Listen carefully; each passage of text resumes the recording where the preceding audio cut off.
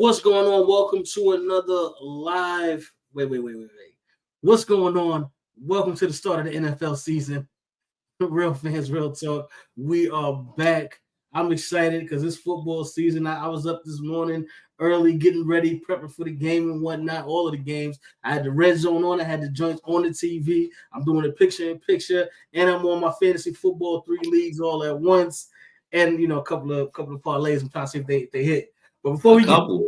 Just a couple? just a couple, let me introduce my co-host, my brother, Eric Sanchez, aka Legend in Two Games. What's going on, man? What's really good, bro?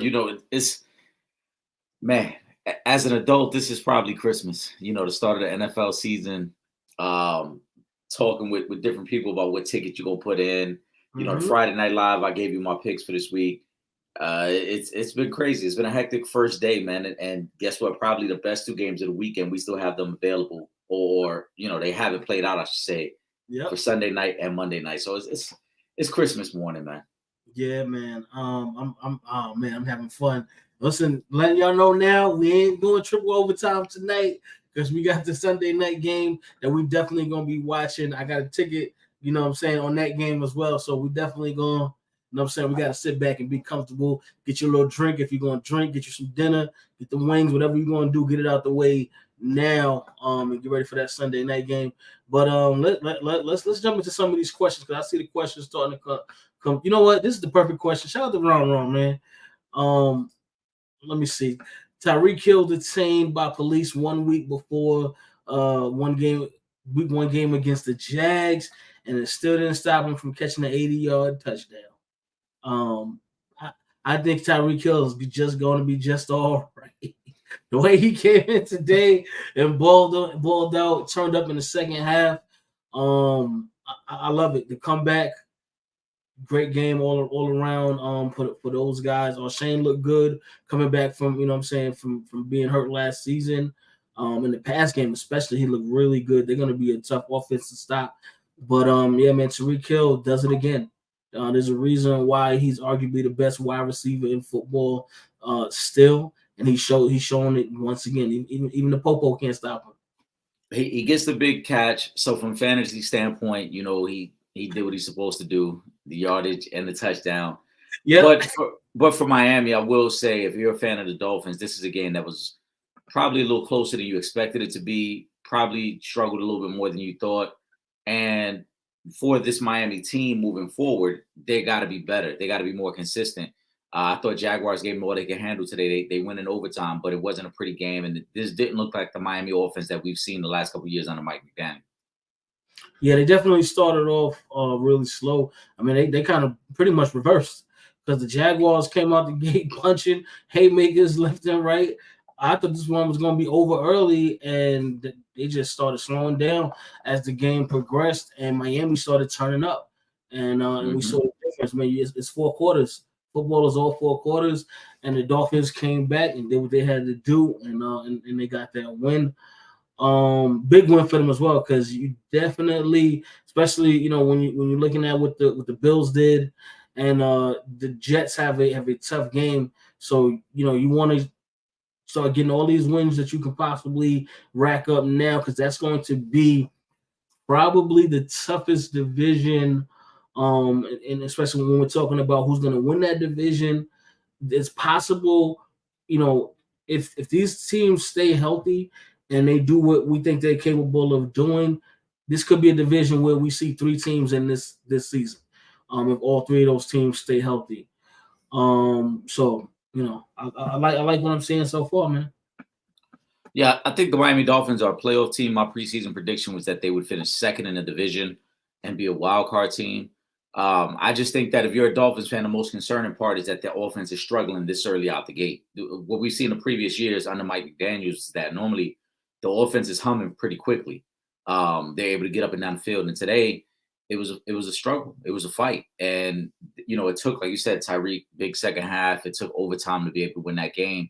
And you just wonder if maybe there's too much film out right now where teams are comfortable and figured out a way to slow down. I don't think you could ever stop this Miami offense completely. Again, there's too much speed out there.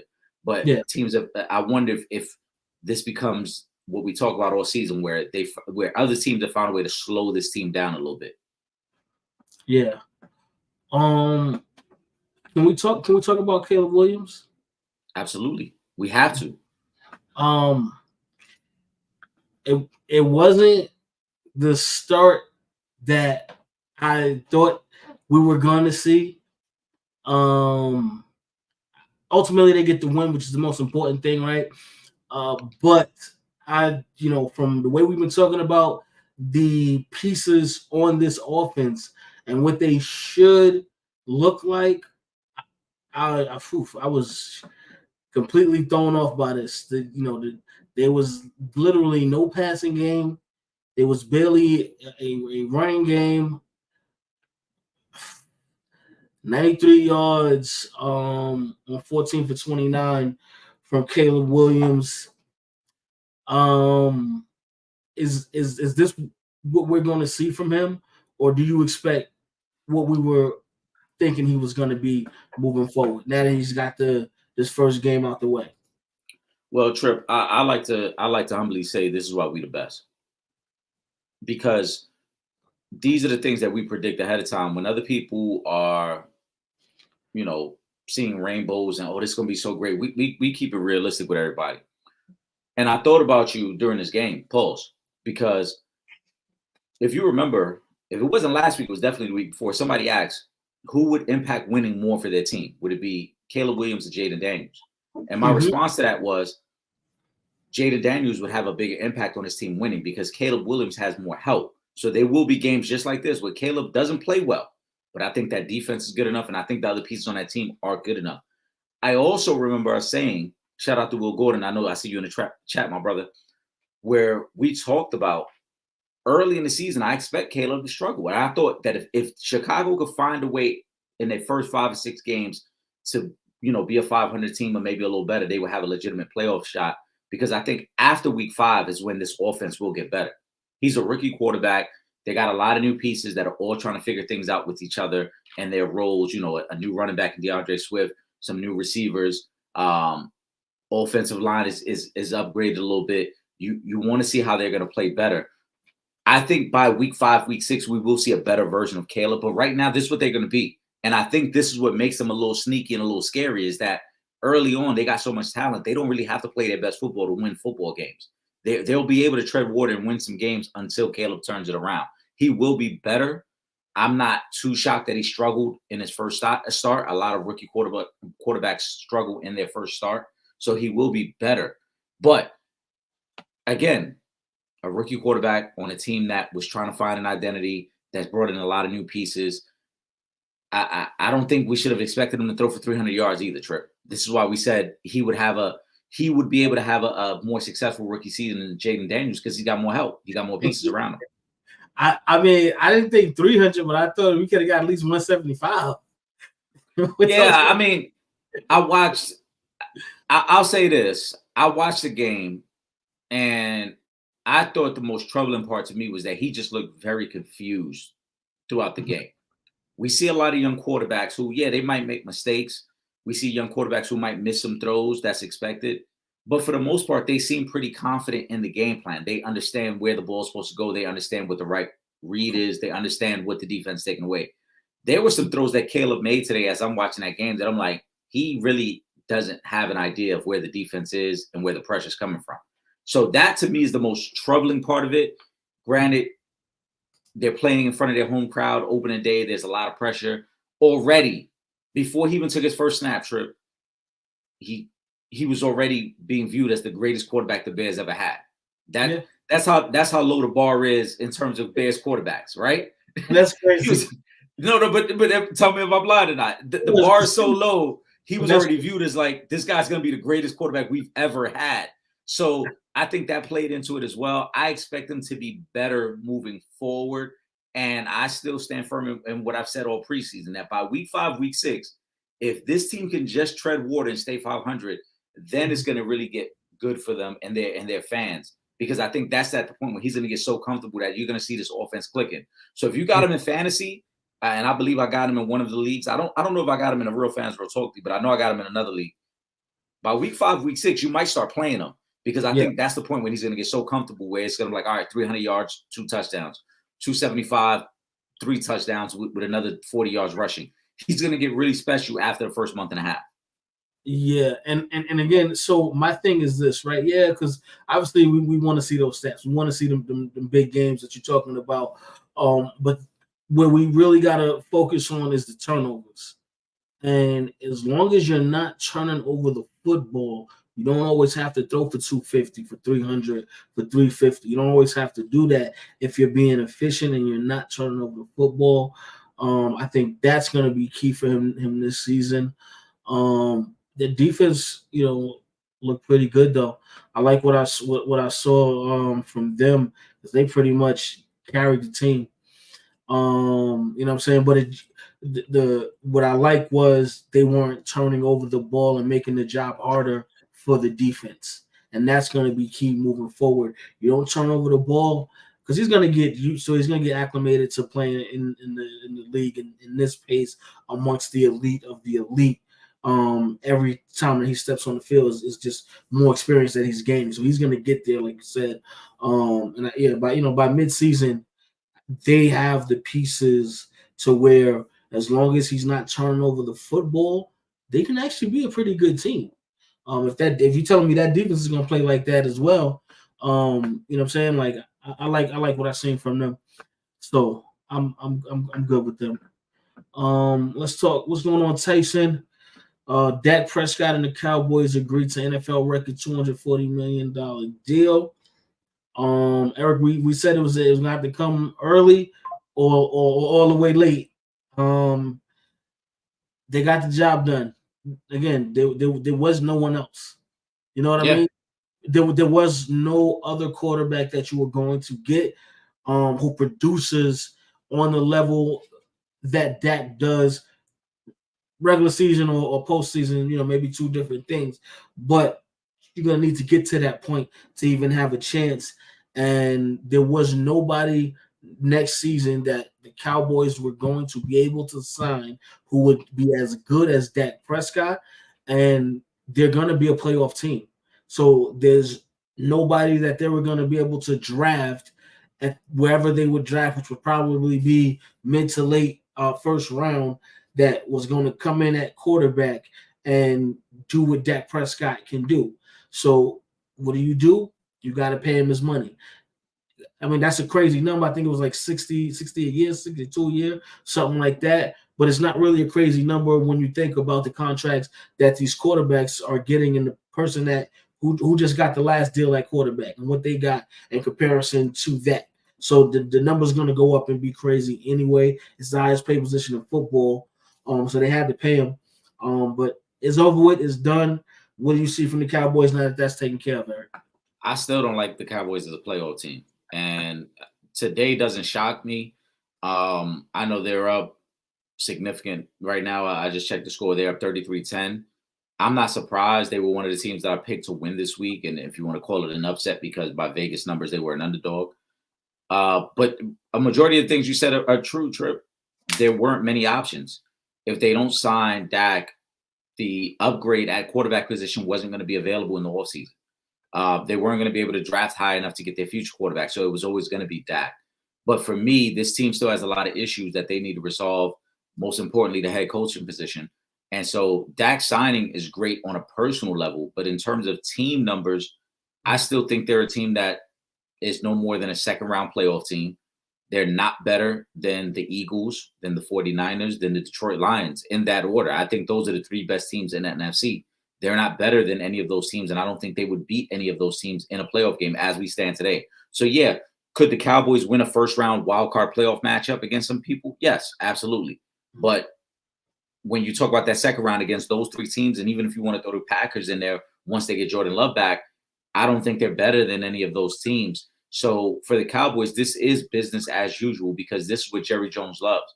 He loves the team that can steal the headlines, that can be respectable enough to be a primetime team, but isn't good enough to win it all. And my question now for the Cowboys and any Cowboys fans is, CD got his money. Dak now gets his money.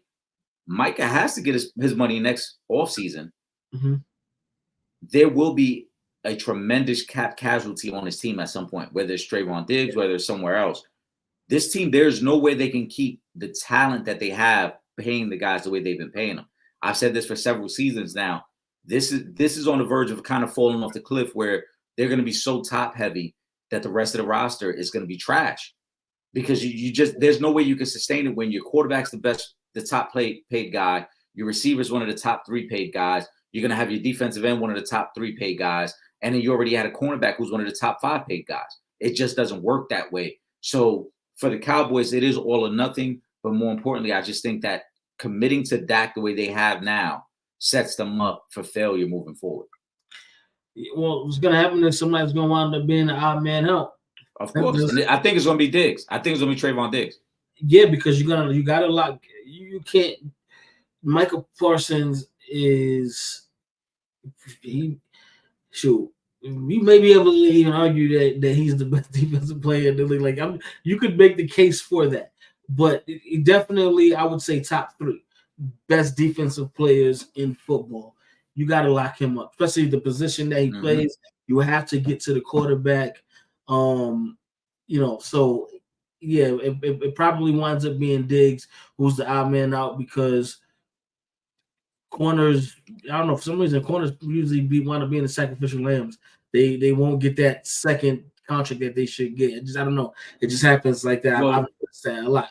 I mean, in terms of the structure of this team, that's how it's going to happen. Now that CD got that money and there's so much guaranteed money left on that deal because he just signed it, and the same thing with Dak, those 2 guys will be in the mix for at least the next 2 to 3 years. Yeah. Right? There's too much guaranteed money to walk away from either one of those guys within the next 2 years at least.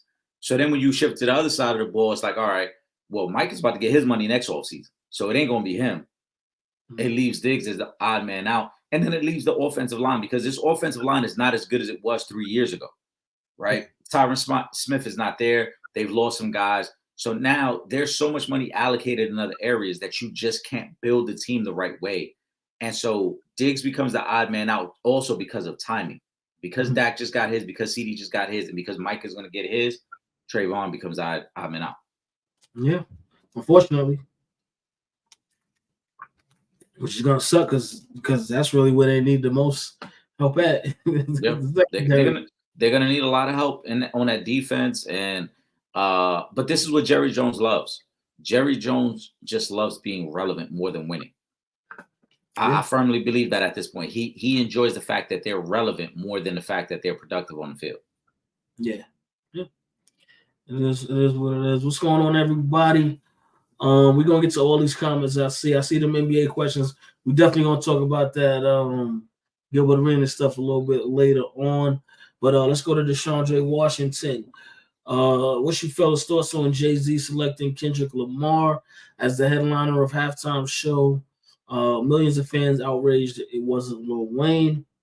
Obviously because of where the Super Bowl is going to be at. But at the same time, I mean, Kendrick is being picked because right now he's the biggest artist in hip hop. Right now, after the last couple of months that he just had, it is what it is. Obviously, I would personally prefer it to be Lil Wayne. You know what I'm saying? But that's just me. But I do understand he is the biggest artist. Damn near maybe biggest in anything right now. Because who's trending more than Kendrick or has been over the last couple of weeks? Who's been trending more than Kendrick? So yeah, I would love to see Wayne, and maybe Wayne can still come out, you know what I'm saying, as well. But it is what it is. I mean, if we haven't learned anything from the time that Jay has taken over and Rock Nation has been a part of halftime shows, is that it won't just be one artist out there. We've seen that in every halftime show. It's going to be multiple musicians out there. So that doesn't mean Wayne won't be a part of it. I think Wayne will be a part of it. The crazy shit is, sorry, Trip, that when we found out that New Orleans was the site, and we talked about this before, and I said either Cash Money or No Limit will be a part of the halftime show. They have to be. So they still, I think, will be a part of it one way or another, and Wayne will be a part of it. But in terms of the headliner, this is the right move by Jay because Kendrick is the biggest artist in hip hop right now. In terms of names, in terms of people paying attention, you got to lock that in right now. And he has the record right now. Right. He got the record right now of the year. So you lock that part in right now. That does not mean that Wayne will not be a part of it. When we saw the Super Bowl in California a few years ago, I mean, Snoop, Dre, Eminem, 50, right? Yeah. There were a lot of big name artists that were part of it. So I think the same thing will take place in New Orleans. Kendrick can be the headliner, but you can still integrate Wayne. And I think Master P and No Limit in some way, same shape or form or fashion will be a part of it. Yeah, I mean, I would hope so, and I would love to see that. You know what? You know, in the moment, everybody's upset because, excuse me, you know, that's Lil Wayne's home. You know what I'm saying? So yeah, but Yes, it is people, we just mad about everything, Trip. You know that. We just mad. exactly. All right, let me see what we're going on next with this. How many games to post for? What did you? Oh, okay. Kyrie Thompson, what's going on, man?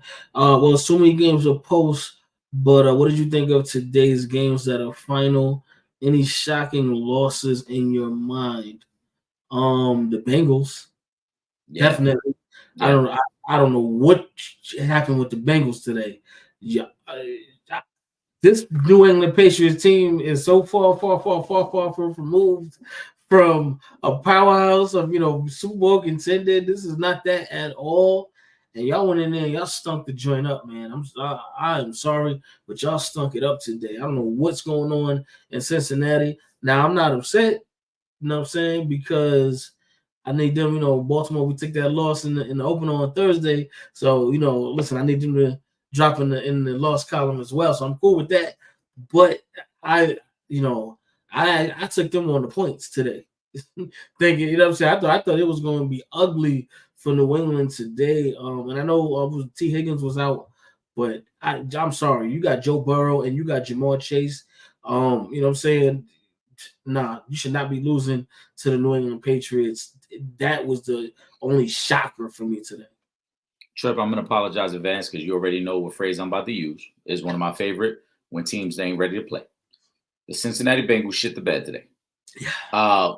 The New England Patriots, they don't even believe in themselves. That's why they traded Matthew Judon a couple weeks ago, because they're moving forward, understanding that this is going to be a bad season.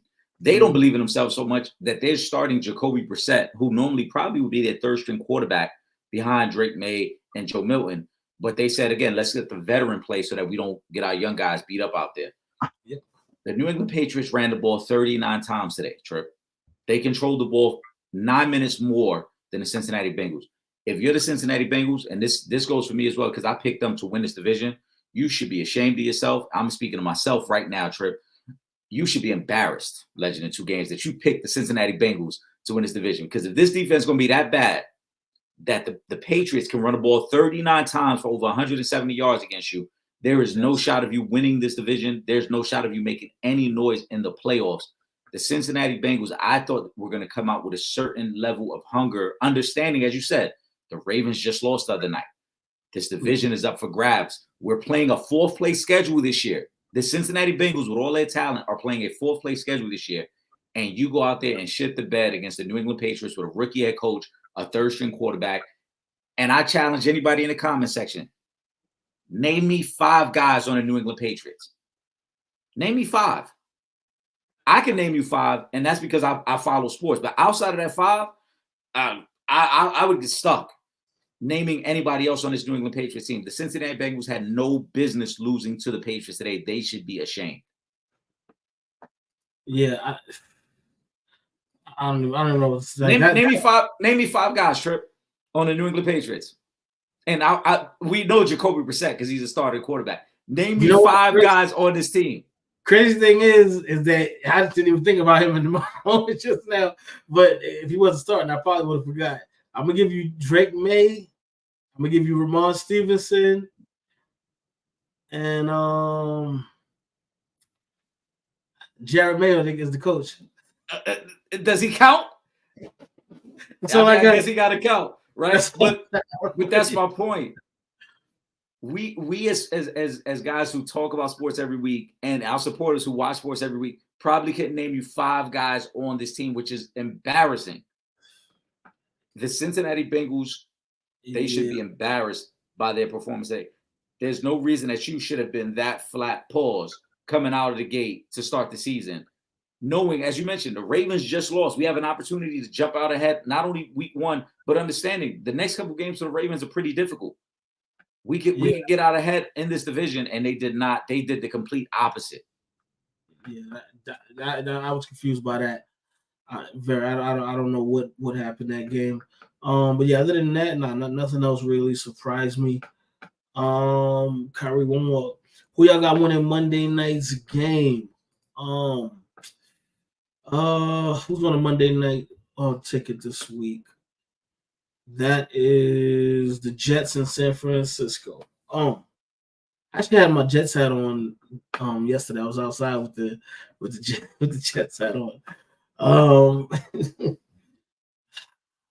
That's you know what? Yeah, this is a tough one because Aaron Rodgers is healthy, and we really did not get to see what this Jets team will look like with Aaron Rodgers at quarterback. You know what I mean? So it's tough. Like obviously the betting heads is gonna say San Fran. You know, I'm sure San Fran is the favorite. But again, we haven't seen the full potential of this Jets team because we've only saw Aaron Rodgers be on the field for 2 minutes, and then we didn't see him at all after that. So honestly, I'm not sure, man. I think this game could be 50-50. I think go either way. I think the Jets could win this game if we get the Jets team that we projected they would be when Aaron Rodgers signed. If we get that Jets team, I think the New York Jets can win. But at home in San Fran, it's gonna be tough. They finally got Brandon Ayuk back. You know what I mean? So they're gonna be scary once again. I guess I'll go with the 49ers at home. Trip, you sound like somebody's forcing you to make that pick. It's Blink like, twice. Blink twice if you're in trouble. Let me know. All right. I really want to pick the Jets, but I'll say this: the 49ers are a great team. They've shown that the last couple of years under Kyle Shanahan. But in this instance, I like the Jets. And the main reason I picked the Jets to win the division, we don't know how healthy McCaffrey is going into game 1, right? He's been a little banged up. We know about Ayuk missing all of the offseason and then, signing his contract. But I just think the Jets are a really good team. That's a really good defense over there. Now they got Aaron Rodgers healthy. We think, I would assume he's going to probably play more than 3 plays come Monday. But Breece Hall looks like a top 4 running back. Garrett Wilson is one of the best young receivers in all of football. And then they add Mike Williams to that. And with all the pieces they got on defense, and I think there's also a small wrinkle in this game that people will overlook until the start of the game when people remember. Robert Saleh was the defensive coordinator one time under Kyle Shanahan in San Francisco. So they had a lot of battles in practice. And I would not be surprised if he feels very comfortable going up against a Kyle Shanahan offense and understanding how to attack it, where to send the blitz, what to try to take away. So I expect the Jets to look really good. I think the money is starting to come in behind the Jets. On Friday, when I made my prediction, I picked the Jets to not only cover, but I thought they could win this game. At that time, the line was at 4.5. Yeah. 2 days later, as we have this conversation on Sunday, the line is down to 3.5, a full point. So it looks like a lot of people are putting their money behind the Jets, understanding that this game is probably going to be pretty close. So I am picking the Jets to win. From a gambling standpoint, I'm taking the points just because I think that Jet defense is that good. From a personal perspective, I just think that the Jets have enough to hang tough with the 49ers. They're a playoff team. I got them winning this division. And at some point, there will be a fall off on the 49ers. They went to 4 straight NFC Championship games. You don't maintain that level of excellence every year, right? Only so far, only Tom Brady, only Patrick Mahomes are the type of quarterbacks and type of guys who can maintain that level of excellence. Everybody else at some point starts to fall back to the pack. And I think for the 49ers, though I think they're still a playoff team, there will be that point this year where they start to fall back a little bit. So I like the Jets on Monday night. All right. We're going to see. I'm looking forward to that game as well. Hopefully I'll be back from my shooting time so I don't miss too much of the first half. The best 2 games this weekend, even before the games, even before we started today, though I love the early games, were the Sunday night game tonight, which I think is going to be phenomenal, and the Monday night game. So I think we're going to be in store for some great football to end off this week. Yeah, I see this question here from Ray Ray, but I'm not because I'm gonna go to this really quick. For both of you guys, what does he have to do to get into the GOAT debate? Meaning at least top 5, which means someone gets knocked out. I'm not sure who you referring to. Ray Ray, what's going on, man? Drop another comment in there. Let us know who you're referring to so that we could come back. And then we'll come back. Oh, look, I don't know if you see it. There's the comment right before that where he talks about James Worthy's comments on Kevin Durant. Oh, okay. All right. So I think that's what he's talking about. All right, we're gonna come back to that then. I didn't see that first comment. Will Gordon, what's good, bro? Will Levi's worst starter in the NFL. He chose violence. Will got up this morning and chose violence. Kirk gets washed. Giants might go winless. Bolts win.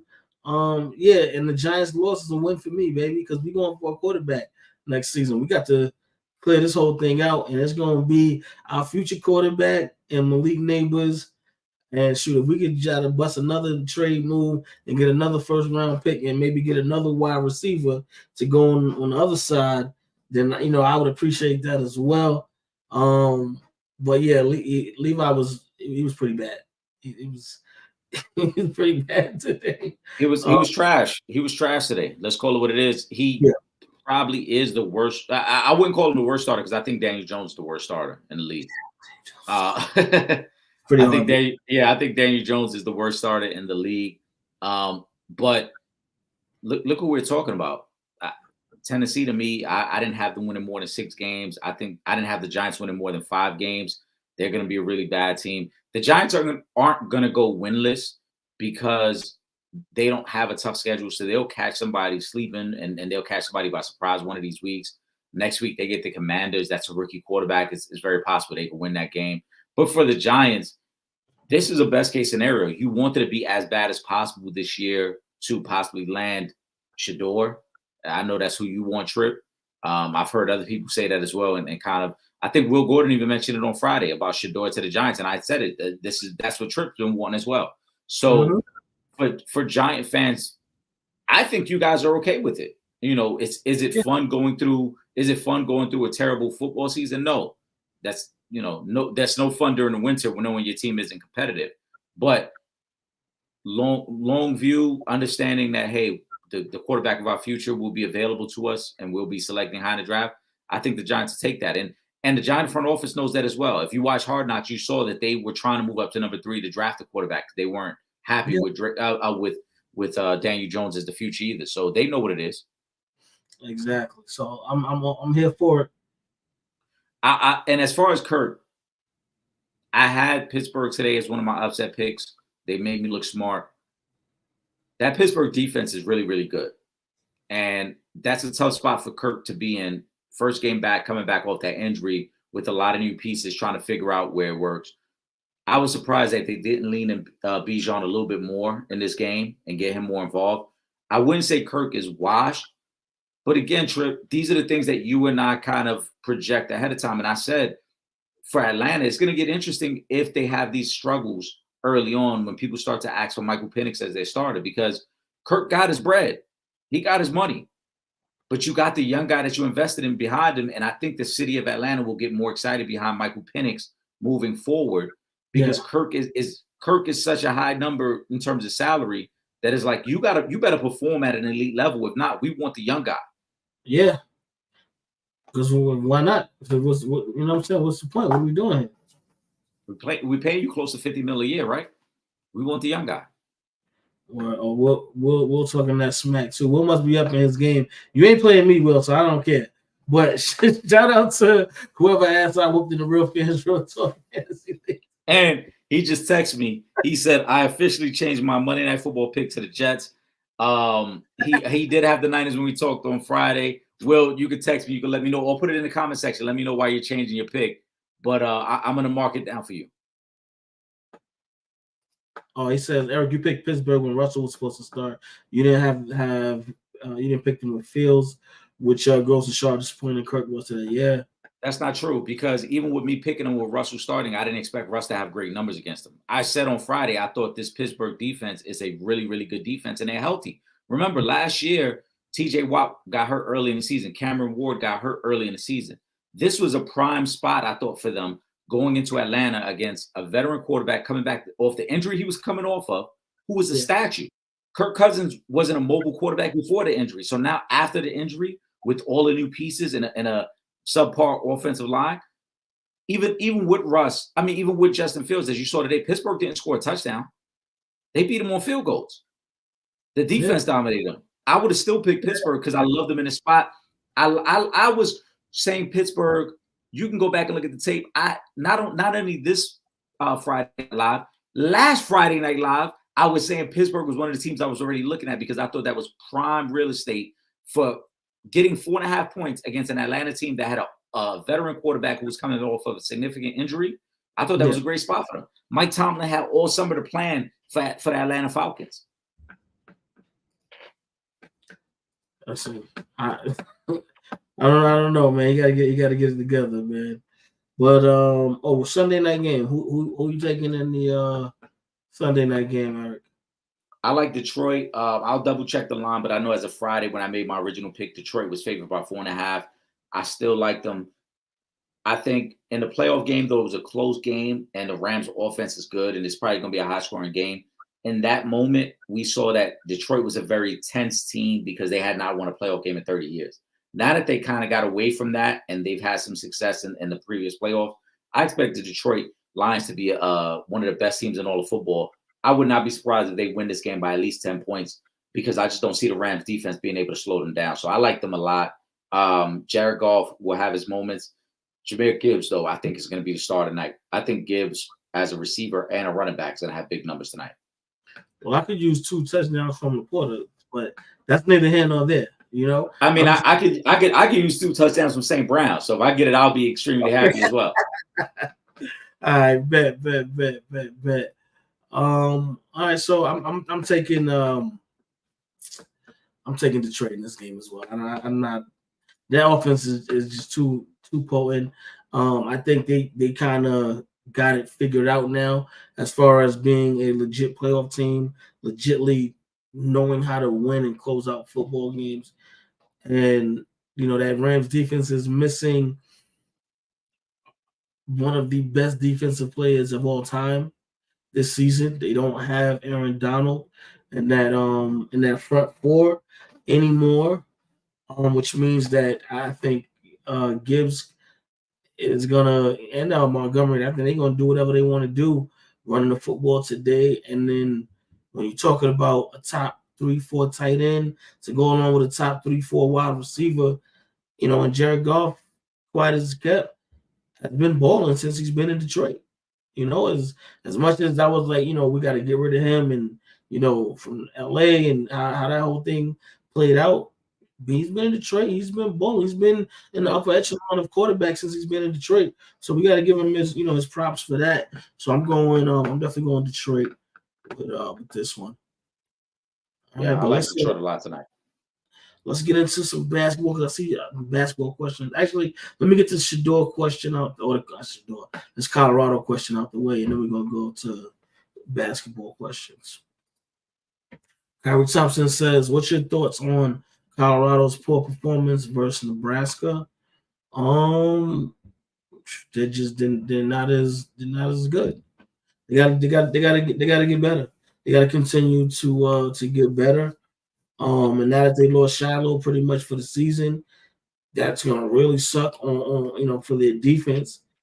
Because Shiloh was actually out there, doing his thing. So yeah, they gotta be better. They gotta be a lot better than what they played in that game. Trip, let me know if you can hear me. I can hear you, but you froze. There you go. You hear me? Yep. All right, it froze up for a second.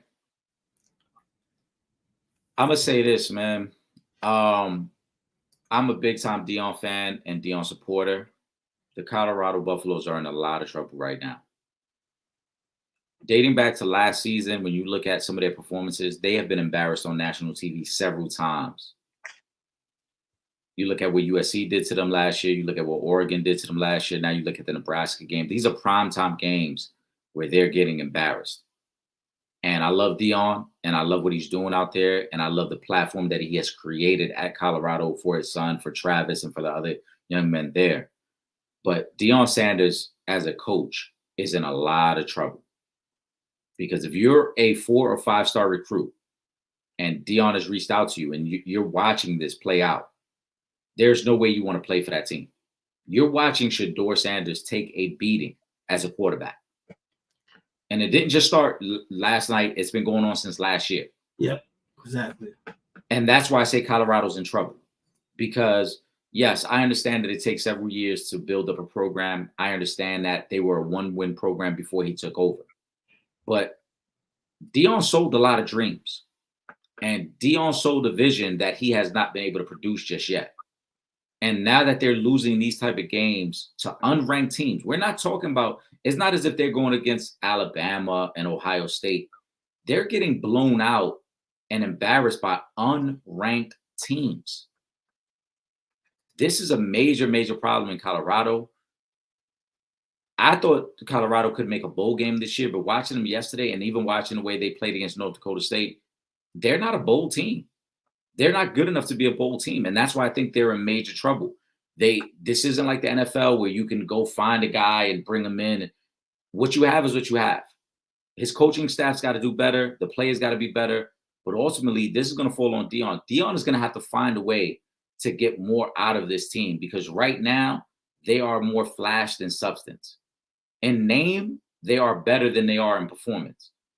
And I think they're going to continue to struggle. And for Deion, after this season, when he loses Shedeur, when he loses Travis Hunter, when he possibly even loses Jimmy Horn Jr., who I think could go into the league as well. Yeah. It's going to get ugly. It's going to get real ugly there. Like if you're struggling with these guys now, they got 2 guys on that team that are potentially top 10 picks in the NFL.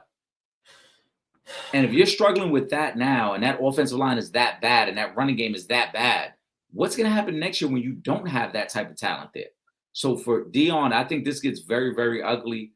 The media has wanted this for quite some time. They hated Deion's flash. They hated his bravado. They hated his confidence. So there are those in the media that love the fact that he's struggling. And I don't think it's going to get better this year, Trip. I think this is going to be a very long season for the Colorado Buffaloes. Yeah, and it sucks. You know, it does because you and I both, we really want to support Deion and what he's doing out there. Not that because we always speak positive of him, but when you're losing, you're losing. So there's there's nothing we can say to justify you continuing to lose like this. And you know, you're absolutely right. Next year, when you know your 2 best players are first round picks and they're playing in the NFL, if you think it's looking bad now with them being there, boy, it's gonna get real ugly. Now the only thing you might have in your favor is Shiloh may be able to come back next season because maybe he still goes into the draft this year and winds up being a 3rd or 4th round pick. But he possibly could have been a 2nd, maybe even late 1st round pick. So he may even want to just stay another year. So maybe you get him to come back. But who's your quarterback gonna be? You know, you don't have Travis Hunter, who I don't care where he's at, is going to be a playmaker and do amazing things. You don't have him.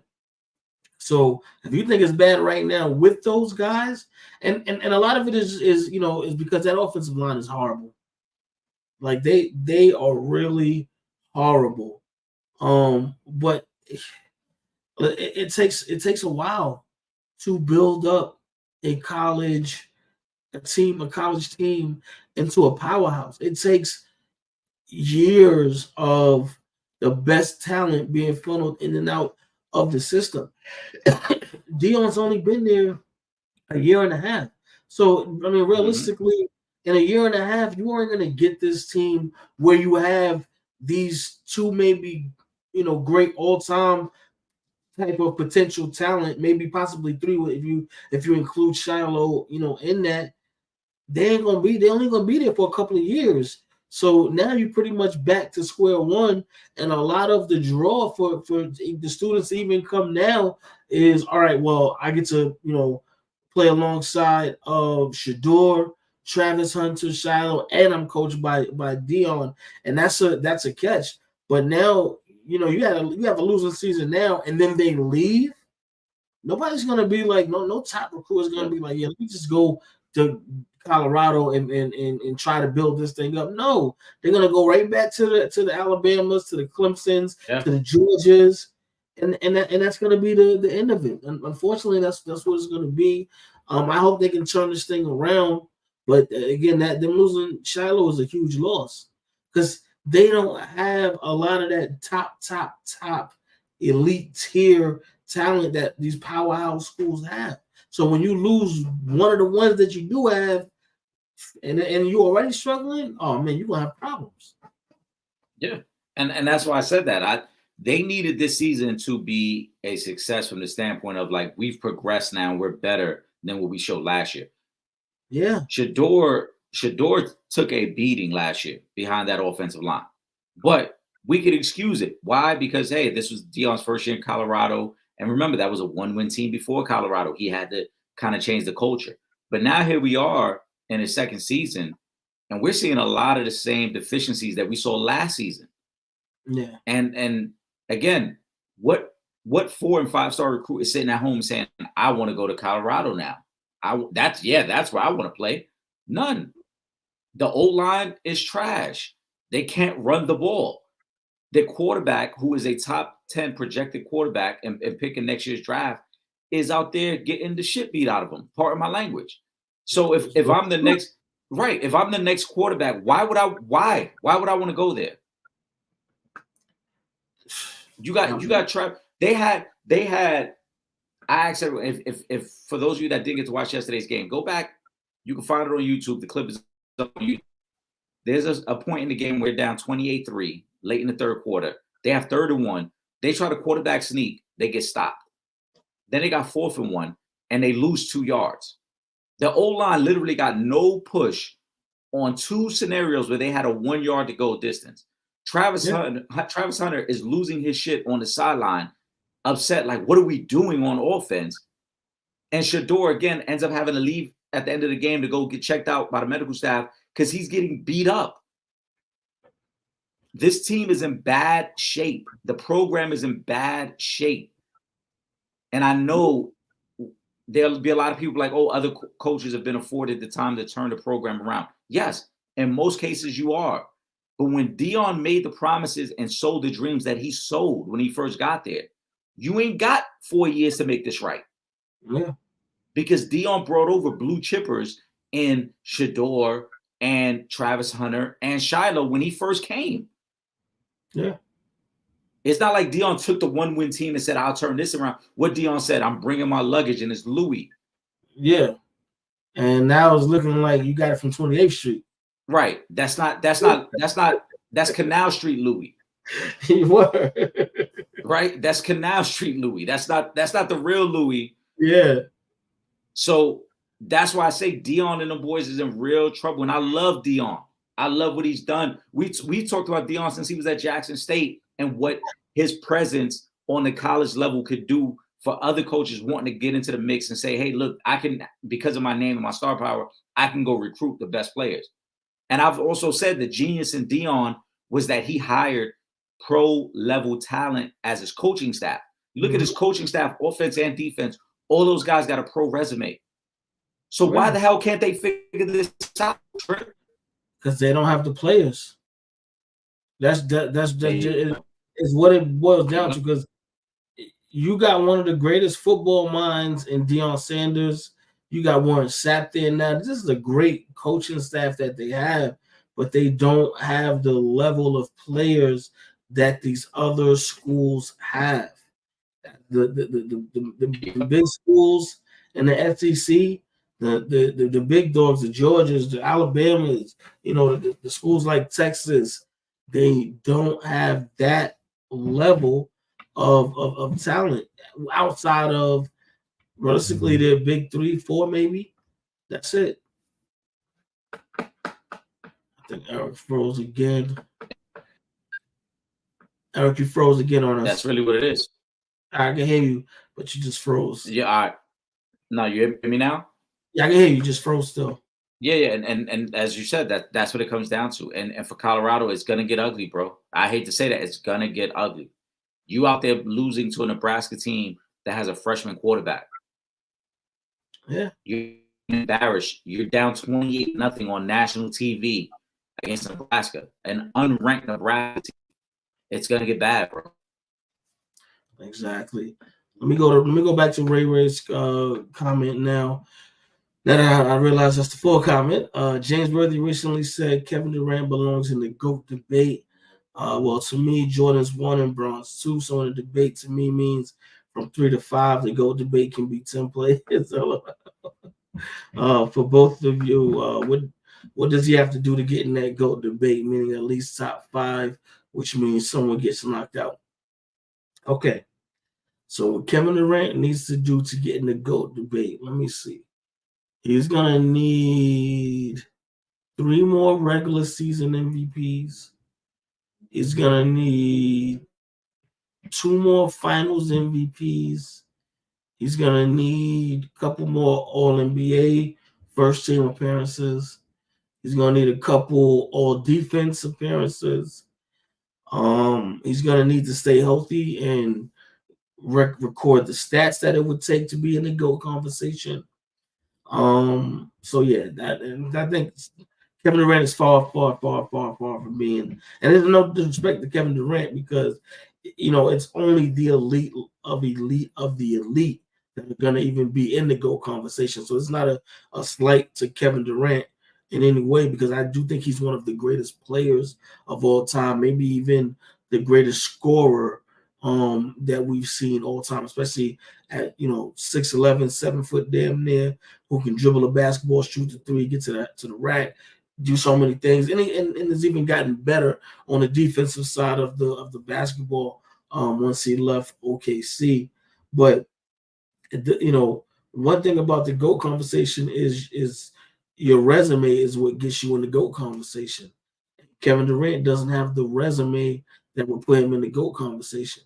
If Kobe got 5 rings and he's not in the GOAT conversation, how can we put Kevin Durant in the GOAT conversation? It takes a lot to get into the GOAT conversation. So it's no slight to anybody that they're not there. But Kevin Durant doesn't have enough time left in his career to accomplish what it would take to accomplish to put him into the GOAT conversation. Trip, you're far too kind. The question is, what does he have to do to get in a GOAT debate? No, you're far too kind. You have a big heart. What does he have to do to get in a GOAT debate? He has to restart his whole NBA career to get in a GOAT debate, and it's not going to happen. Think about the things you just said: 3 more championships, 2 more Finals MVP, a couple regular season. You damn near restart. Restart my career on 2K. And then let's go from there. All right. It's not happening. We got about a VC. Yeah, it's not happening. And listen, in terms of skill, Kevin Durant is one of the greatest players of all time. So that's not a knock against him as a player. We know where he's at skill level wise. But GOAT, as I've always said, is the totality of your resume.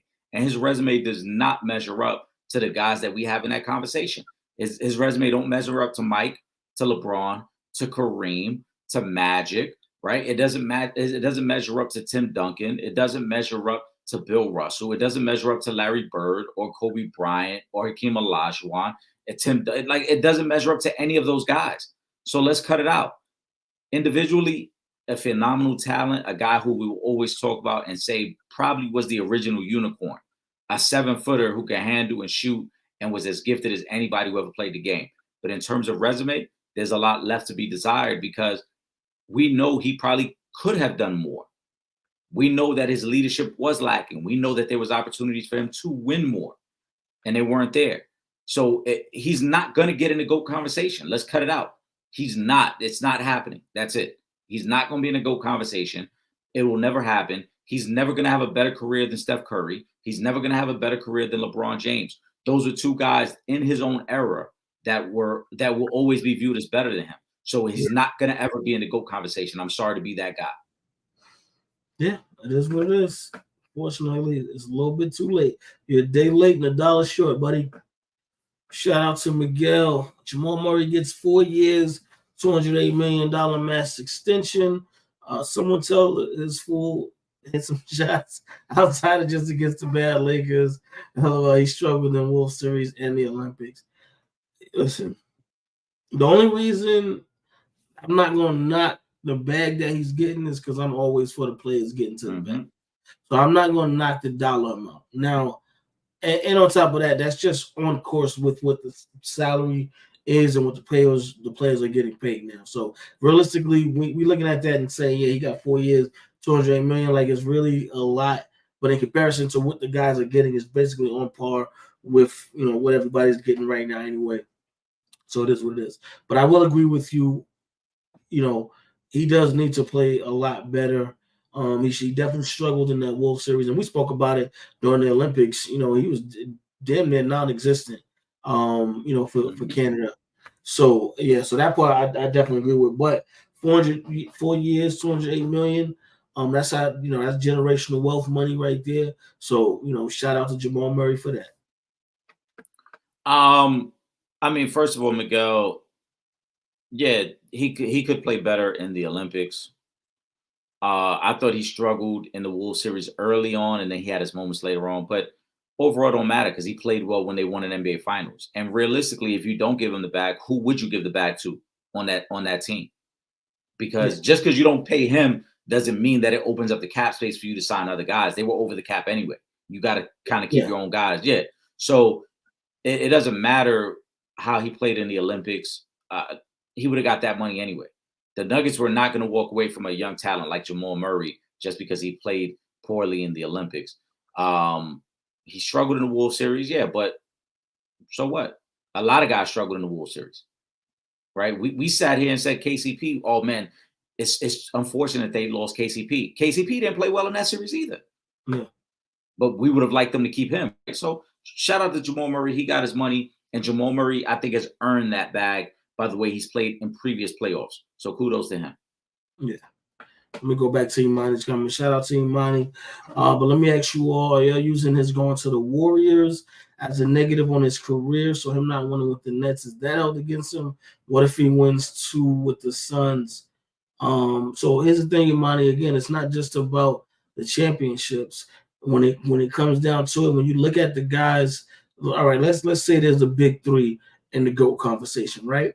That's Michael Jordan, LeBron James, and Kareem Abdul-Jabbar, right? All 3 of those guys, what do they have? They have at least 4 championships, 4 rings, 4 Finals MVPs. They have a certain number of All NBAs, All Defensive, and Kevin Durant just doesn't have enough time left.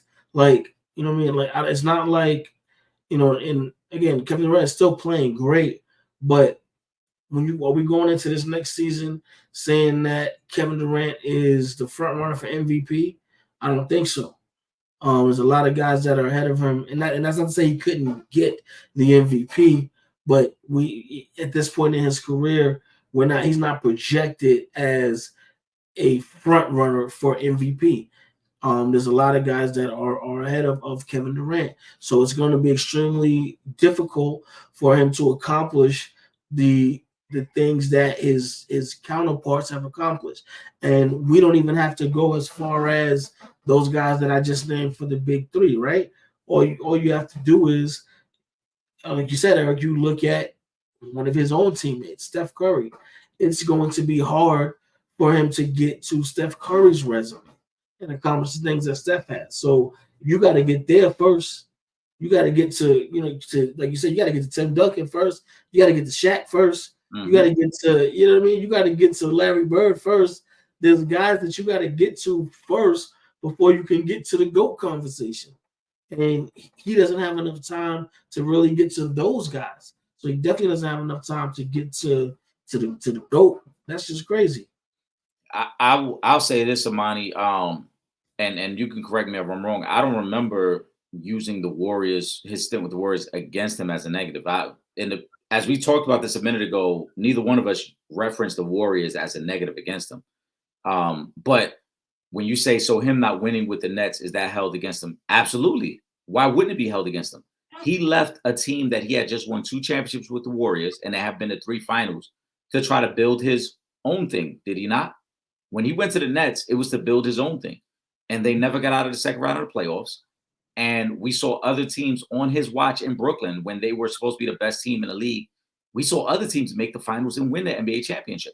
So why shouldn't that be held against them?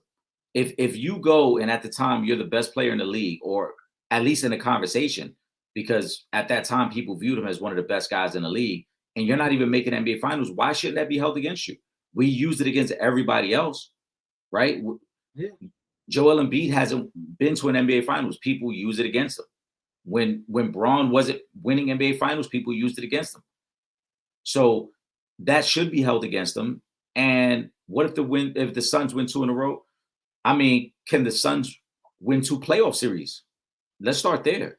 Let's say, like, let's not say what if he wins 2 in Phoenix. Wins 2 what? Playoff rounds? Yeah, he ain't won 2 playoff rounds in Phoenix. So I know we're not talking NBA finals when he can't even win 2 playoff rounds in Phoenix. They went to the finals without him. So, and haven't been back since he got there. So the irony is, in most of these cases where teams have actually been better before Durant got there. Were the Warriors not a 73 win team before Kevin Durant got there? And then, yes, they had great success with him. Nobody's overlooking his success with him. But when he left, did they not win another championship? Yeah. Right? The Phoenix Suns were in the NBA Finals before he got there. So if he wins 2 playoff rounds, he's not winning 2 championships in Phoenix. Let's call it what it is. He's not. Yeah. And for anybody who thinks that, oh yeah, he could, put your money where your mouth is and show me the bet slip that you're willing to bet on Phoenix to win an NBA championship. Because you're not. Right now, when you look at the Western Conference, there are very few people who are picking the Phoenix Suns to come out of the conference, let alone win the championship. Yeah. It's not happening. Let me go to Kevin. I gotta address this comment here. Kevin Durant's resume: 2-time Finals MVP, 2 times NBA champ, 1-time MVP, 14-time All-Star, 6-time first team. And why isn't LeBron 6 losses held against him? LeBron fans gloss over that. First of all, no LeBron fan is ever allowed to gloss over the fact that he has 6 losses in the finals.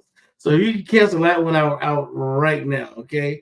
That is the most thing that is talked about when people try to knock LeBron from being the GOAT. That is the argument that is brought up the most. So nobody can gloss over that. Now, even when you look at, all right, so you said, all right, 14-time All-Star, right? How many times All-Star is LeBron? 20? That's why he's in the GOAT. Yeah, 20, yeah. You said 6-time first team All NBA, right? How many first team All NBA LeBron got? I want to say at least 10, 11 maybe. I got to look it up, but I think it's a double-digit number, right? That's why he's in the GOAT conversation and he's not. You know what you didn't add up there? How many defensive first teams is Kevin Durant been on? I'll wait. That's why he's not in the GOAT conversation and LeBron James is in the GOAT conversation. I just want to know one thing though, right? And I've always, and everybody who's watched, so I'm always very appreciative of the supporters. How the hell did this turn into a comparison of Kevin Durant against LeBron James? We weren't even talking about LeBron James. And yet in this question, we say, this is Kevin Durant's resume, right? Look at the start of the question. This is Kevin Durant's resume. And why isn't LeBron 6 losses held against Braun? Fans gloss over that. Who the hell was talking about LeBron? Nobody was talking about LeBron. The question was, why can't Kevin Durant be the GOAT? We highlighted why he could not be the GOAT. And yet somehow the guys that we mentioned, I know for a fact I mentioned about 7 different guys. I said Mike, I said Braun, I said Kareem, right? I said Magic, Bird, Tim Duncan, Steph Curry. And yet somehow Braun became the name that stuck out. But if we want to say, why isn't Braun 6 losses held against him? Okay. Bron's 6 losses are held against him because that's why LeBron can never be the greatest of all time. Is Bron in the conversation of the GOATs? Yes. But is Bron the greatest? No. Because as you mentioned, Kyrie, he has a losing record in the finals. So that is held against him. I don't know who's never held that against him. Now you have some diehard Bron fans who don't want to have the realistic conversation, and maybe they overlook it. But for the most part, I think Trip Yung and myself, we've always said Mike is the greatest of all time. Have we not, Trip? Yeah. Even for as much as shit that y'all give Trip for his support of Bron, he's always said Mike is above Bron. Yeah. Now I said I might reevaluate once LeBron retires, but Mike right now is the GOAT. All right. Now, even with that being said, how the hell did we get Bron into the conversation now? I just want to know. Y'all love to talk about LeBron. Yo, y'all love bringing Bron in every conversation. Like, you guys will criticize us like, oh, y'all talking about the Lakers and Bron again. You guys bring him in the conversation.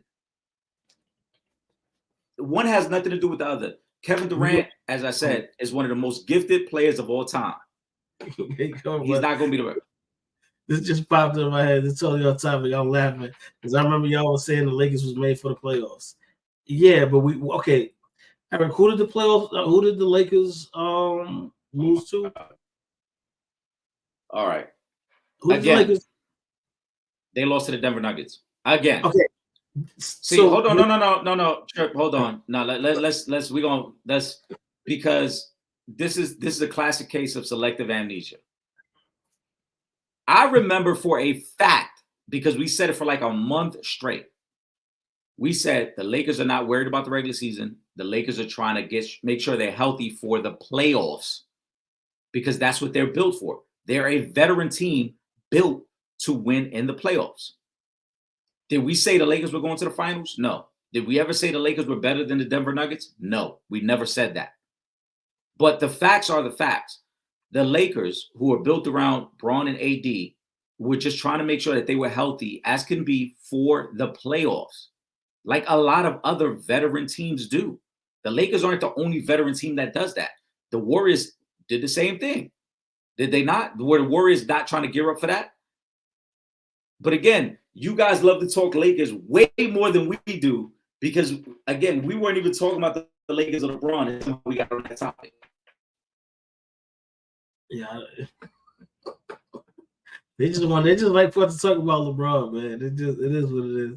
They like for us to talk about LeBron. Oh, but and my other thing was, Eric, the reason why I asked you who did they lose to, because we also said unless they come across the Denver Nuggets early.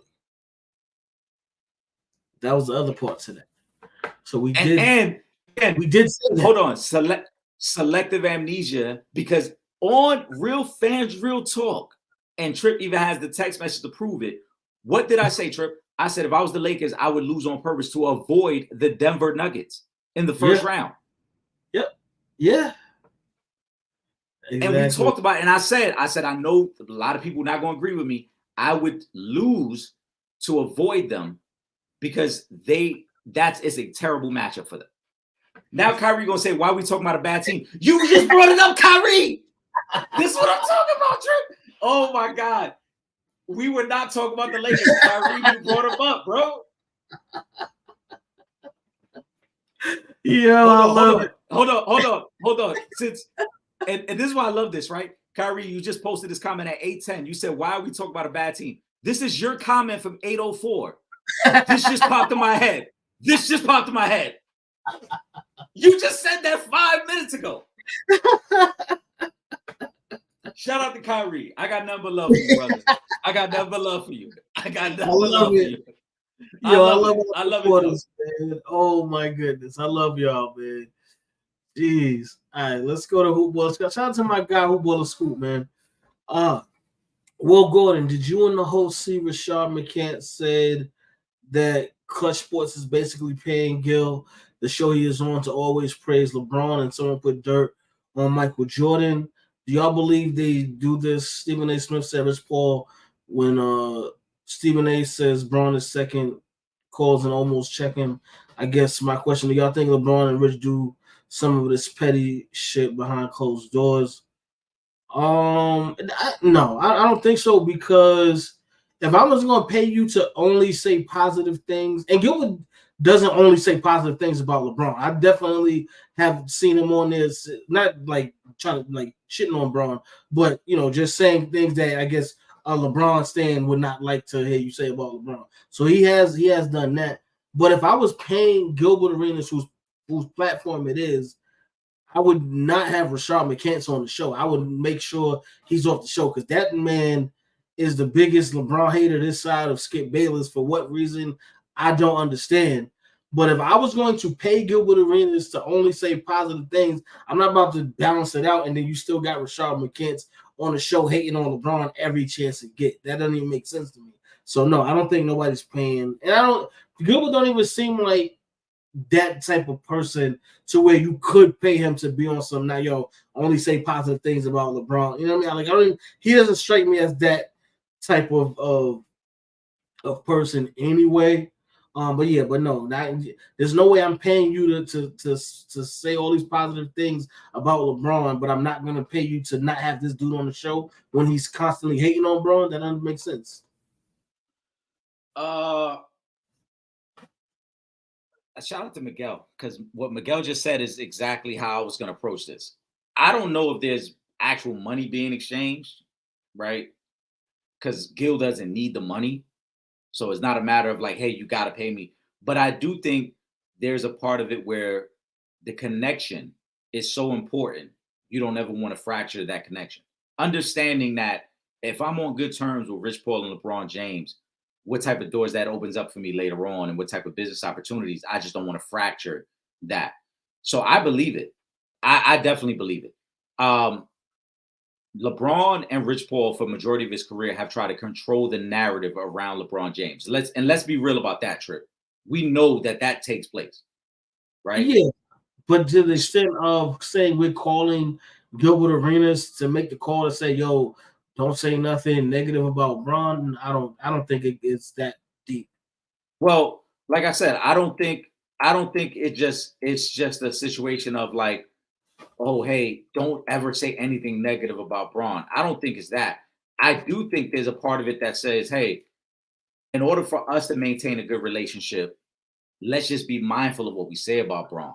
Let's be careful. Gilbert on his own, right? And that might be, and that's why I said I don't want to go as far as saying there's money exchanging hands. I don't think it's that extreme, right? The reason I think this is true is because Gilbert Arenas, who's very outspoken about a lot of NBA topics, he has a relationship with Bronny, yet he's never criticized Bronny. Even though I've seen Gilbert criticize other guys and say, this guy isn't an NBA player. This guy is lucky to be on somebody's team. Yet he won't go as far as to say Bronny should not have been selected in the draft. And we all know Bronny wasn't ready to come out. That's not to say Bronny can't be an eventual NBA talent. But when he came out in the draft, Bronny was not ready. So why wasn't Gil as strong in his opinion then? Why wasn't he critical of Bronny? Which leads me to the point that I don't think there's money being exchanged. I don't think it's a situation where Rich Paul says, hey, say these things and we'll pay you this. But I do think what's happening is there's a part of it where it's like, since we have a good relationship, I don't want to say anything that could mess up that relationship. So guess what? I'm a be hands off. I won't be as critical when it comes to your client or the people that are closest to you. That's how I view it. And that's how I think it's playing out. But it's not necessarily that it's someone saying something to him. It just could be, all right, Eric's son is in the league. That's my brother. Even if he's in there messing up, I'm not going, when I criticize him, I'm not going to go too over the top like I would for somebody else because that's my guy. You got to think Gilbert is training Bronny. He was one of his trainers. So they have a different rapport. So it's not, and that's not to say that it couldn't happen because obviously we know it does happen. But I'm saying in this particular situation, Gilbert, you wouldn't need to go to Gilbert and say, yo, could you know what I'm saying, not say such and such about this person here. You know what I'm saying? Well, I think you proved my point though, Trip. Like you said, it goes without saying, right? So you and I, right, for example, you and I have a great relationship, right? So like you said, you would be mindful of the way you would critique me or my child because hey, that's my brother. So I'm gonna have I'm me. no, I'm gonna do right. that. I don't have, and that's my point. I don't think there's money being dropped off at Gilbert Arenas, but I think there's that unwritten understanding of like, Yeah, relax, right? Take it easy, relax. Because if you want, want, but hold on, hear me out, Trip. If you want the benefits, right, of the relationship, and I'm speaking from Gilbert and LeBron's perspective, right? You're gonna tread lightly. So there might be times where Gilbert off camera is like, yo, I really don't feel that way, but I'm going to say that because I know this helps my relationship with Braun. So that goes back to the original point of Clutch kind of controlling things behind the scenes and pushing a narrative because people want to still be in good business with Clutch Sports. Let's not act like that's not a real thing. Yeah. People want to be in good business with them. So if they know, it's like, for example, if you know I got the Jordan plug in terms of sneakers, right? And you might not fuck with my man's who's the plug. Yeah. But you're not gonna be critical because it's like, yo, but that's the plug. I'm gonna tread lightly. And I know I get something out of this as well. I get a free Jordan package every week, right? And some of the sneakers that might come in might not be the best Jordans I want, but every now and then them 11s come through, them 3s come through, right? Some others join. So it's the same thing with Gilbert. Is money being dropped off at his feet? Probably not. But he knows there's so many benefits from that relationship that he's not going to badmouth it and be completely honest the way he would about other people and other situations around the league. Yes, now that's true. But if that's the case, then me having someone on my platform who's constantly shitting on LeBron, it's the same thing as if I'm doing it or not, because someone is on the platform and anytime LeBron James comes up, he has something negative to say about LeBron James. So it's still being said anyway. So if I was gonna, that's why I said I don't think it is. Yeah. It's not even. I don't think it's with because I could even get something out of this. I really think it's that's my man. I'm not gonna say it. I'm not gonna stop anybody else if they have a different opinion about LeBron. I may combat it. And let me give you one more example. The reason why I say that, I had a co-host on the show before who was a LeBron hater, right? So he would always have negative things to say about LeBron. Now, because he would always say negative things about LeBron, then I would in turn say negative things about the Knicks. Because it's like, yo, all right, we're gonna go back and forth. Right. You took a jab at me, I'm gonna take a jab at you. Yeah. Do I care to go at the Knicks? No, because I'm really indifferent when it comes to the Knicks. I really don't care either way. You know what I'm saying? But if you're constantly taking jabs at LeBron, then I'm gonna hit you where it hurts at. I'm gonna constantly take jabs at the Knicks who are doing bad right now, right? So in this situation, yeah, it could even look like, all right, well, if he's always on the I hate LeBron train, naturally now I'm gonna constantly have to combat that on the show. It's the basic sports bait. Stephen A versus Shannon Sharp. Shannon Sharp loves LeBron. Stephen A hates LeBron. I don't know if he necessarily hates him, but you know what I mean. But they're always going to have that back and forth. Excuse me. But they're always going to have that back and forth, and that's where the balance comes in. But that's why I say I don't think it's a situation, because if I don't want negative things spoken about LeBron, then it's not going to be nobody saying nothing negative about LeBron. You know what I'm saying? Because it's not even like it's sometimes. It's anytime LeBron James comes up, Rashad McCants has some negative shit to say about LeBron. Yeah, but I think Gil understands that even with, first of all, the name of the show is Gil's Arena. Yeah. So Rashad McCants is replaceable. Exactly, right? But he's still there.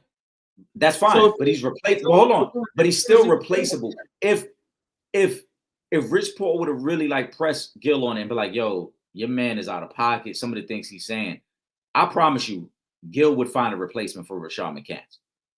Let's call it what it is. No disrespect to Rashad McCants, he made the league. He had a good college career. I respect everything he did, but nobody's checking for the Rashad McCants podcast. No. So if he's not on Gil's Arena, he has a limited platform to give his opinions. So if Gil decides tomorrow hey, you know what? You went overboard with some of your critique. You out of here. That's going to be the end of Rashad McCants' podcasting and TV career. Yeah, absolutely. But that has to Gil, happen. but hold on. It will. I promise you it will. Now, Gil understanding what his relationship was with Clutch still works in the same way you talked about. Yeah, so what if my co-host says what he says? I'm not going to say those things because guess what? If I want the one-on-one interview with Bronny, you will still grant me that because I've never been critical of you guys. If I want the one-on-one with LeBron, you will grant me that because I've never been critical of you guys. And that's why I say Gil understands how to maneuver this situation. And I'm not just saying Gil. Gil is the guy we're talking about, so I don't want to make it seem like he's the only one. There are a lot of people who, even though money may not be exchanged, they understand the power of that relationship, and so therefore they won't be critical of LeBron. That's why I find it ironic that now look at the people who have said the things they've said about Mike now. Right? You got guys like Scottie Pippen who will say the things he says about Mike. You will see Isaiah Thomas say the things he says about Mike. Why? Because Mike ain't at the level in terms of influence that he once was. Scottie Pippen would have never said those things about Mike in the early 2000s. But now, because Mike's influence has lessened because he's older and he's away from the game, he's an owner, but he doesn't have the fingerprints on the game the way he did in the late 90s, early 2000s. I could say those things because now there's no ramifications. But in that moment, you wouldn't have said those because you knew if you went against Mike, what that would have done for your career with everyone else. Mike had so many people that were loyal to him that you would have never said those type of things about Mike. The same thing's happening with LeBron right now. There's a lot of people that tread on eggshells around LeBron because they don't want to ruin that relationship because he has so much influence. But the moment that Bron doesn't have that influence, people will look at it differently. And I think that's why, like, to the point of Clutch paying money, say this, say that, is because people don't want to ruin the relationship right now. 10 years from now, it's a different conversation. But right now, Bron's influence is too strong. You don't want to fuck with that relationship. Yeah, listen. Let me just address Ray's comment. Once again, I did not say that this doesn't happen. I said in this particular case, I don't believe that they would have paid Gilbert Arenas off because they don't need to, because he's already LeBron's friend. So he's not going to take it but so far anyway with the commentary that he's making. I'm not saying this doesn't happen. I understand that this does happen. I'm just talking about in this one particular case where this is someone who's already a friend of LeBron James anyway. So he's not going to take it too far. Whereas Rashad McCants, who's also on the show, he don't got no relationship with LeBron. So he going to say whatever as long as he's there. Didn't LeBron James stop talking and unfollow Perkins for saying Bronny ain't ready? I don't know if he did or he didn't, but if he did, then all right. But I guess that means that they didn't pay Kendrick Perkins to only say positive things about Bronny. Then that's all that means.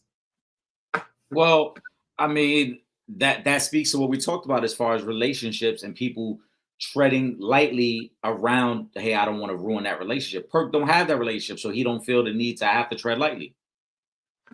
No, well, Perk does have a relationship with Bron. They played from like what 13, 14 years old. They've known each other.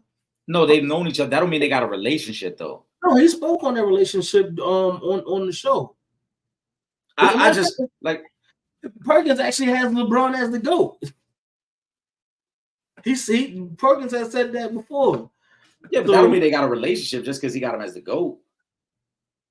No, but he spoke on their relationship. He spoke on them having a relationship on I forget which on ESPN, but he spoke on it before. Okay. Or their relationship, I should say. Mm-hmm. Football school. I'm sorry. Shout out to my guy who won the school, man.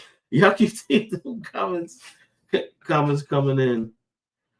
All right, let me go back up top because I know we missed a couple and the game is about to start in a minute, so we're gonna run through these. Yeah, man. Where we at? Let me go back up. Oh wait, damn, this is gonna go on another long debate. Did y'all catch the back and forth with Mark McGuire and Gilbert Arenas? You know, Gil Clown's 80s and 90s, and Mark clapped back. Yes, I saw it. I don't know, it wasn't nothing too crazy. But shout out to Mark McGwire though. You know, he's stepping up for his era. He's still on business. I saw the back and forth. Gil is sometimes very outrageous with the things he says. So I understand Mark McGwire and what he said, but Mark McGwire was also a little off base and saying like, what has he accomplished? Gil as a player in his prime was a very, very good player, multiple time All-Star. Obviously the injuries shortened his career. So I always hate when guys try to like minimize the impact that another guy had in the league. Especially like I said, when you were an All-Star and you were a very good player. Was Gil ever the best player in the league? No. But Gil was very fucking good. And Gil was an All-Star in the NBA. So Gil played at a high level. You can't knock that. And it ain't like Mark McGwire was ever the best player in the NBA. Well, this time Mark McGwire was a good player. Obviously, he's more noted for, you know, when he won later in his career when he got over to the Pistons. But he was a good player in his own right as well. And I think that there becomes this disconnect between this current generation as to what it takes to win and the older generation. The current generation, they just want to know, can you get a bucket? Let's call it what it is. If you're a bucket getter, the current generation loves you. The older generation is more about what sacrifices did you make to be a winner. And that's where Mark McGwire was coming in. When he says, what did he accomplish? He's talking from the standpoint of like, what sacrifices did you make to win at the highest level? When Gil's talking, Gil was like, motherfucker, you couldn't get out there and drop 20 on nobody today or in your prime the way I did. So it's conflicting arguments. They talk about two different things. It says, look at Mark's man. Mark McGwire. That's what I'm saying. Mark McGwire was a very good player. He's more known for his time winning, the championship with Detroit. But before that, if you look, very accomplished player. Man. Let me go back to Ron Charles. Angel Reese to miss the rest of the year with a wrist injury. Recap her rookie year. It sucks. The only thing, season is almost over. But it really does suck. I did not want her season to end like this. If I'm recapping her rookie year, though, I think it's rookie of the year worthy. I'm not gonna say that, but good season. Hold on, so you don't think she's worthy of getting rookie of the year? I'm not saying she should have gotten it. I'm not saying she should have gotten it. I'm saying she had a season that was worth getting rookie of the year. Not that she should. I'm not saying whether or not she should get it, but based off of what she accomplished this season, you don't think that's so you mean when you say that, you mean she's worthy of being in the conversation? Yeah. Yeah, she's worthy of being in the conversation.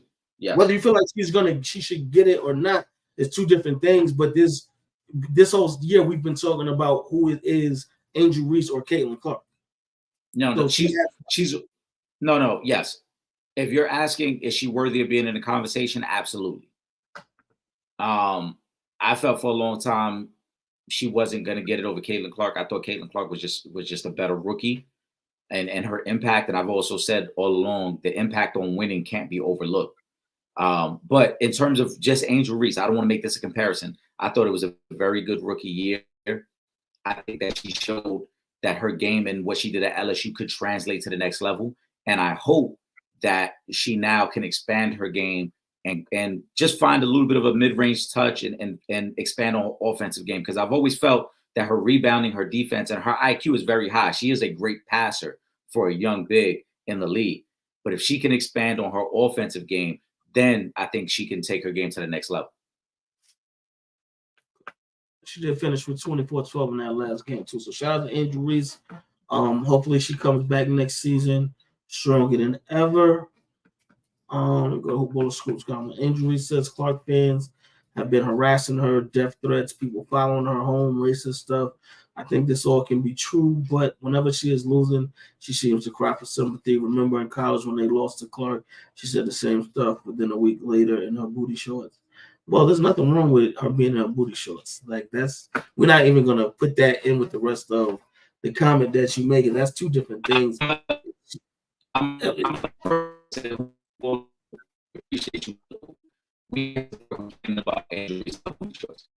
Everyone's getting scrambled up, Eric. I was just saying that when It's still a little bit. It's going it's like scrambly.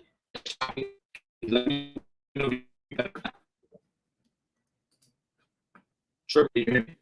Yeah, I can hear you. So we are grateful for those who we can never claim to be choice. Okay, yeah, Eric agrees.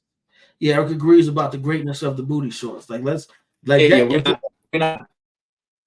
Make that two separate comments. Like, don't put the thing about her wearing the booty shorts in the same comment as the rest of that stuff that you stated, because that just should be separate. But in regards to the other thing, I don't know about her always trying to get sympathy when she loses, but I mean, if that's how you saw it, then I guess. But either way, that stuff ain't cool though. If this stuff is happening, I would hope, and I'm going to assume that she wouldn't just say these things are happening if they aren't actually happening, because that would be crazy. And if they are actually happening, you know what I'm saying, then, there's never a wrong time to speak about something like that going on and shedding light on that, because, we still do have a lot of racist assholes in this world, a lot of ignorant people in this world. So, if that stuff is actually happening, I don't care if she says it when they're winning, whether they're losing. If whenever she says that she wants to shine light on those things happening, that's for her to say. That's not for us to judge and say, well, oh, she only says because she's losing. No, the conversation should be that shouldn't be happening. Not she only says this when she's losing, because then we take away from the fact that this stuff is actually going on in 2024.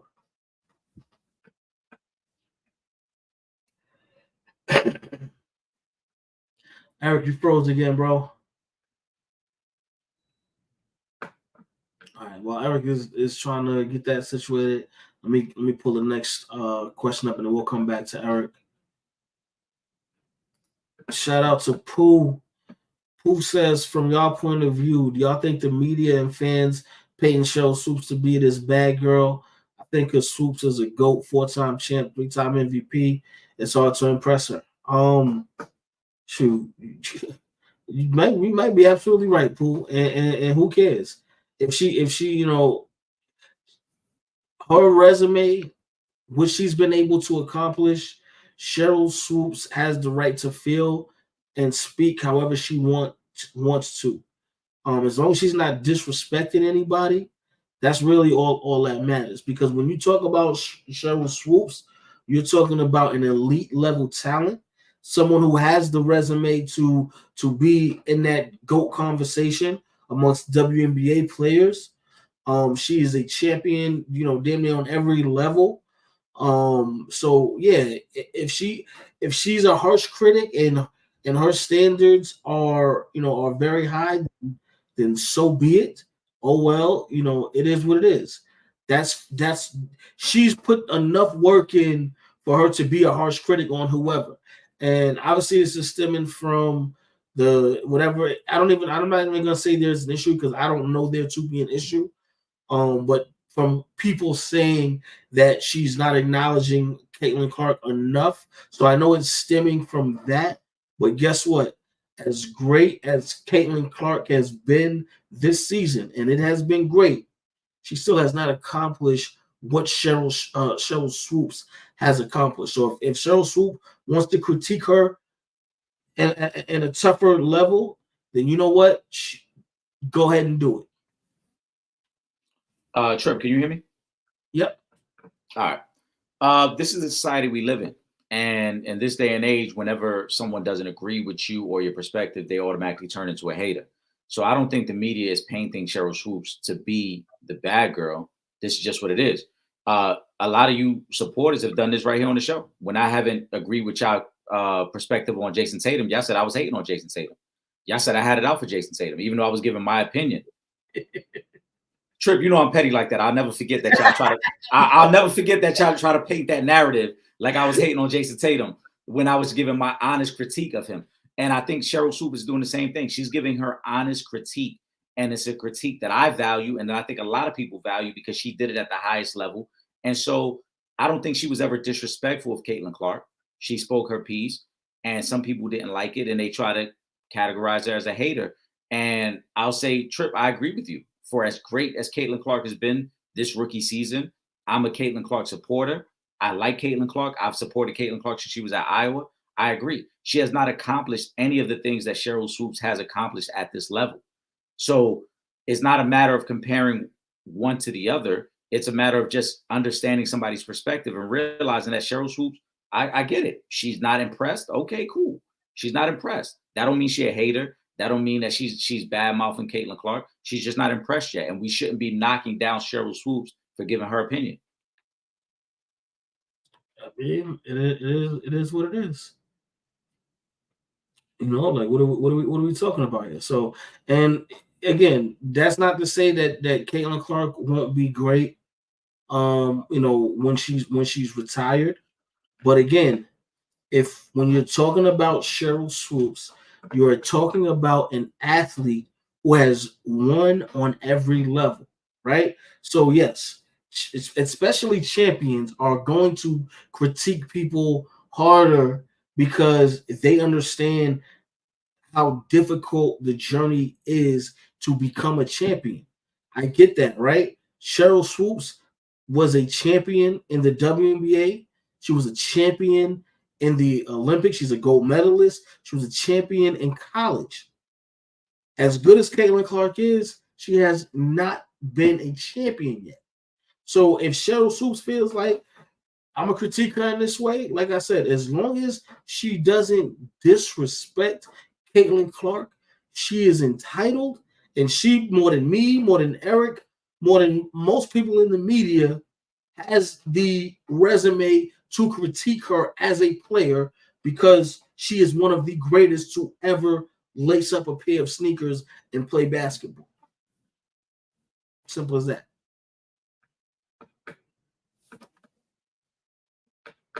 So, Eric, you want to give us a final thought? Did we lose Eric again? All right, well, listen, Eric is froze up again. But in any event, make sure y'all following us on all our social media, Instagram, Twitter, at Real Fan Talk, Facebook.com/For the Fans Productions. And of course, if you're not in New York City on Thursday nights and you can't watch us on Verizon 43 from 8 to 9 p.m., all you got to do is go to the website, realfansrealtalk.com. Click that red button on the homepage. You can watch us from anywhere in the world. Also, make sure you guys are subscribed to both the Sanchez Show and the Real Fans Real Talk podcast. New content dropping every week. Eric, hit us with a final thought, man. Man, as always, a lot of support and love for the supporters. We greatly appreciate you guys, man. And we look forward to rocking with you again next week. Again, tune in for the Friday Night Live. As Trip mentioned, we're back with week 2 picks.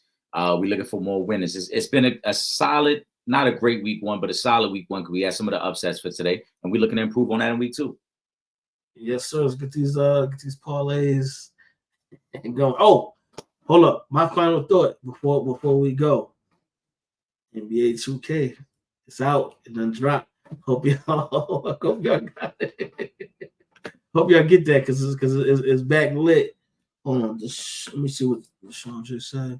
Did my post show up about my IG? I'm not sure what post you're talking about, Deshaundre. Type it in the comments really quick before we wrap up. I'm scrolling back. I see his comment about Jay and Lil Wayne, but I don't show. Well, I don't even see that. It's all the way towards the top. Deshaundre, I see your comment about our thoughts on Jay-Z selecting Kendrick. Oh no, we spoke about it. No, I know, but my post show up about my IG. That I don't see anything about your IG. Yeah, Deshaundre, just drop a note in the comment now. Whatever it was. Because I don't see a post about your IG. I only see he just that's. Oh, he dropped. I see it, and it's now. He put his IG up there about following him on there. Copy. I'm about to follow you right now. Just 'cause I don't want y'all to say we don't, you know what I'm saying, we don't rock with our supporters. Let me see. At no underscore good. Hold up. Let me see.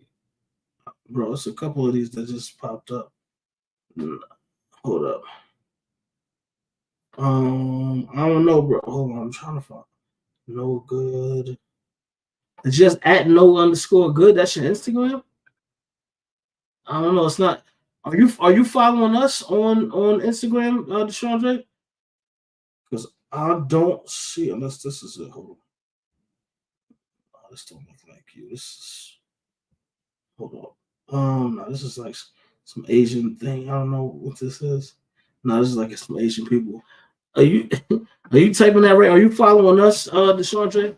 Because I can't find you. I'm on Instagram. Look, I got the phone out right now, just so you know. I'm trying to follow you now, but I don't see you. DeAndre, shoot us a follow, and we'll make sure we follow you, bro.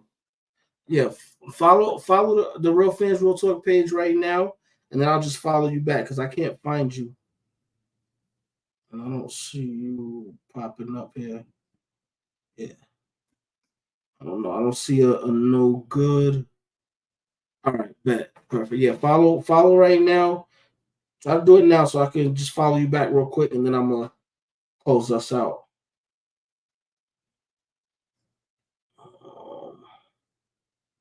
Let's see. Yeah, then we're gonna get up out of here in a minute.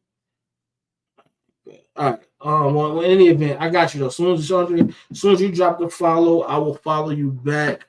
All right, definitely got you. That being said, because it's time for the game. For myself, Trip Young, my brother, my co-host, Eric Sanchez, aka Legend in 2 Games. We up out of here. Peace. Get them parlays right, y'all.